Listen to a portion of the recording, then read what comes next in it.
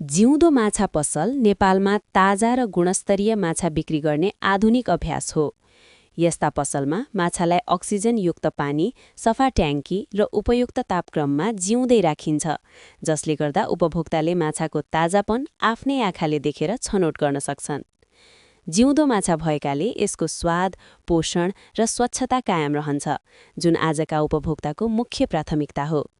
यस्ता पसलहरूमा प्राय रोहु, नैनी, भाकुर, silver carp, big head carp, common carp, grass carp, tilapia र क्याटफिस जस्ता माछा उपलब्ध हुन्छन्।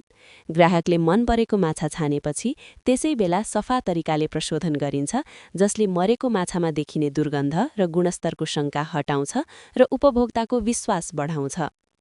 जिउँदो माछा पसल माछा किसानका लागि स्थिर बजारको रूपमा पनि महत्त्वपूर्ण छ। किसानले आफ्नो माछाको उचित मूल्य पाउँछन्, दलालमा निर्भरता घट्छ र उत्पादनपछिको नोक्सानी कम हुन्छ। माग अनुसार माछा आपूर्ति गर्न सकिने भएकाले आम्दानी बढ्नुका साथै व्यवसाय दिगो बन्दै जान्छ। यद्यपि यस्तो पसल सञ्चालन गर्न अक्सिजन, पानीको गुणस्तर, बिजुली र दक्ष जनशक्तिको आवश्यकता पर्दछ।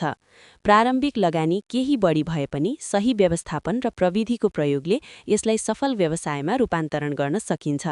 समग्रमा जिउँदो माछा पसल उपभोक्तालाई ताजा र सुरक्षित माछा उपलब्ध गराउने र माछा किसानको आर्थिक अवस्था सुदृढ गर्ने प्रभावकारी माध्यम हो। यसले नेपालमा माछा पालन र बजार व्यवस्थापनलाई नयाँ दिशातर्फ अगाडि बढाइरहेको छ।